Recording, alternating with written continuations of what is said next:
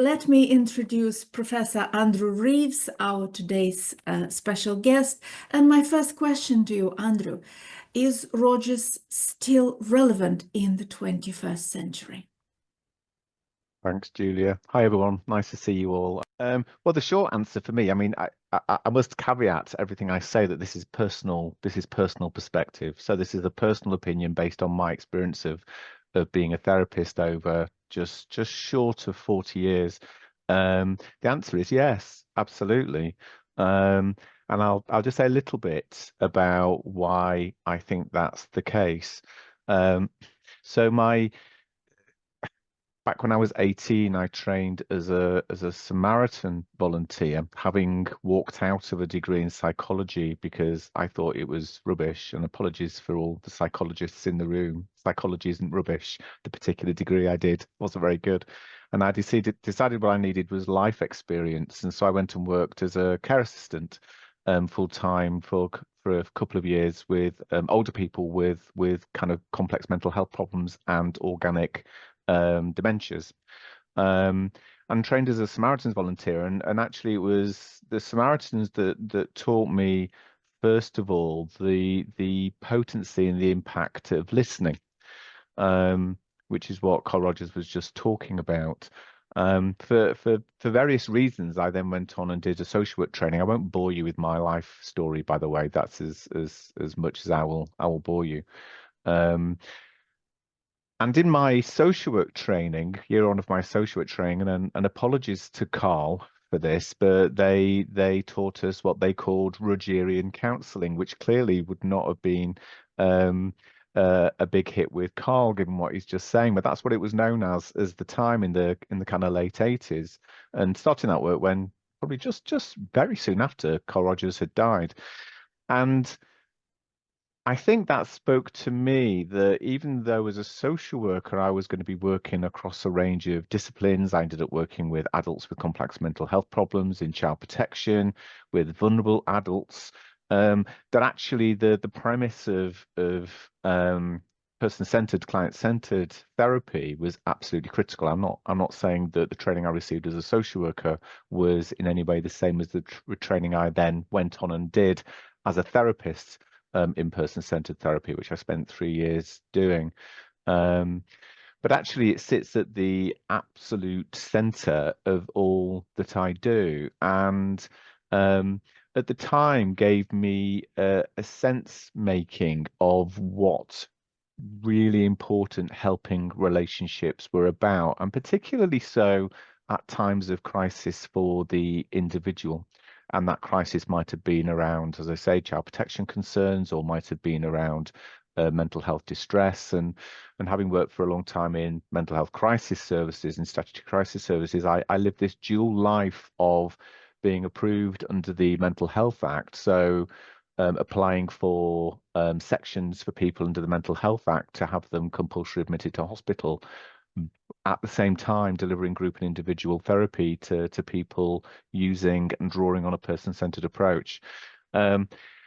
So what that enabled me, I think, is a really important psychological, social, cultural, and relational structure through which I could begin to engage with and understand the experience of people's distress and their life, and in as broad a cultural way as possible. And of course, I was working in a service that didn't always do that. I mean, back in the day, back in the late 80s and early 90s, there was still very much a persistent view that mind and body did not kind of meet, that mental illness was mental illness, and it was almost always biochemical, and the actual kind of psychotherapy interventions had no real place. So the service I worked in was in some ways quite innovative, but challenging as well. I think person-centered, therefore, has continued to thread through my professional life. I've had other trainings since. So my social work training was actually a psychodynamic casework training. So we were very steeped in the psychodynamic approach and the importance of kind of that kind of notion of psychodynamic casework, which of course went out of favor with kind of the community care and the purchase provider split in UK social services at the time. But I think that having done other trainings as well, some training in cognitive behavioral therapy, I'm trained as a coach. I would describe my practice now as integrative pluralistic, which we can come on to later because I know that can be quite contentious in the person-centered world. That for me, person-centered sits absolutely still at the heart of what I do.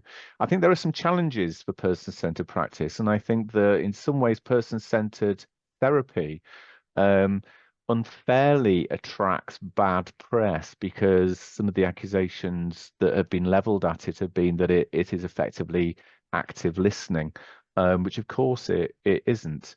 Um, my experience has been, and I train and I do a bits of teaching on a person-centered therapy training program, called practitioner training, is that actually when you utilize the full sense of the modality, the full positioning of the modality, it's an incredibly powerful intervention because it's three core conditions, and empathy, congruence, and positive regard, unconditional positive regard, um, are incredibly powerful and very difficult and challenging for the therapist to use.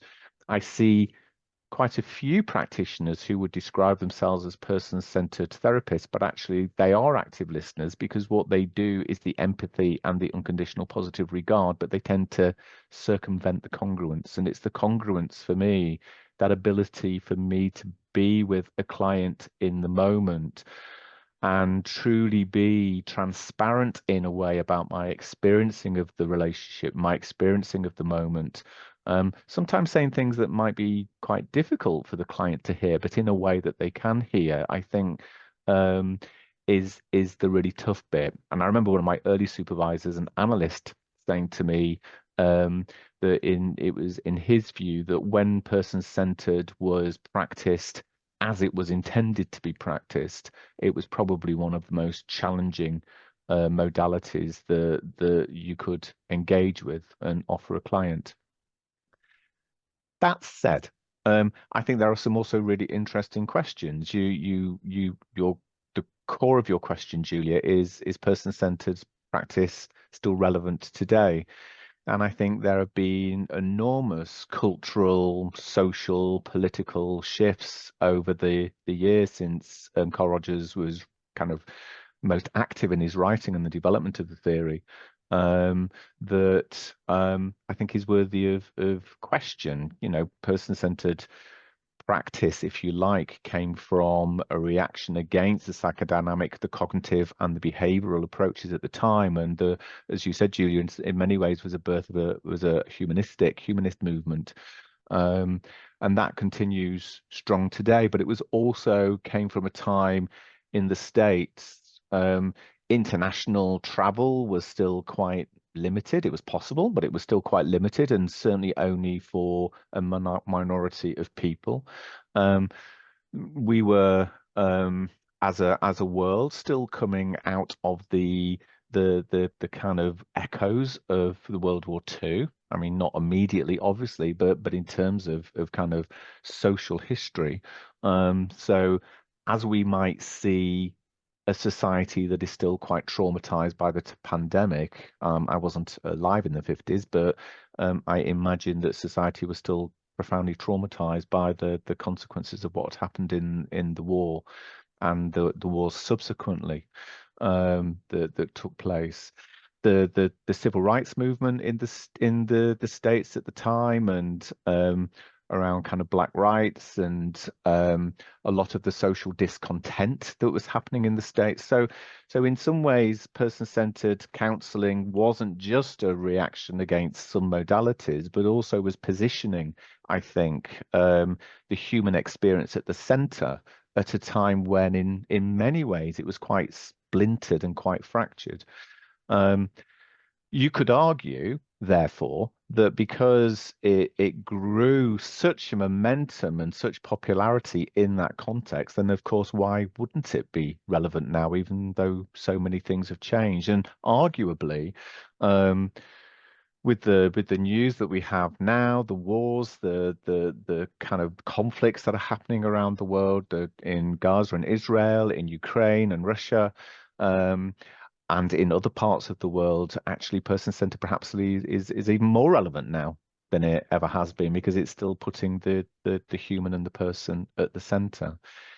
Whether it allows for the change in the kind of social and political and cultural landscape, whether it's still sits alongside our understanding of mental health and mental health distress, I would argue that it does, but some of the claims made against it, that it perhaps falls short in that regard. Does it really address? Did Carl Rogers really address issues of power and lack of power in therapy? For much of his writing, he argued that the person-centered relationship was one of equality, and it was only in the later stages of his writing that he began to engage with and acknowledge the power differential that inevitably sits in the therapeutic process.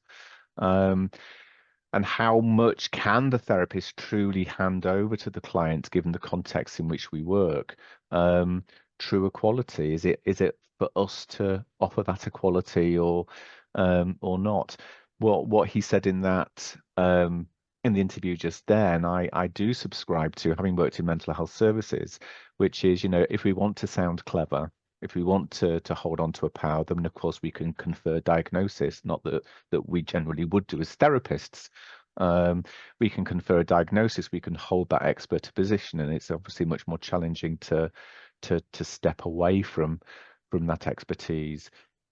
But on the other hand, having worked extensively with people with what from a medical frame we would call psychosis, I've seen hospitalization, I've seen interventions, directive interventions, save people's lives in a way that person-centered therapy couldn't possibly ever have done. So I wonder if there is a plurality of different things that people need at different times. But to answer your question then briefly, Julia, yes, I think it is still highly relevant, and possibly more so than it has ever been.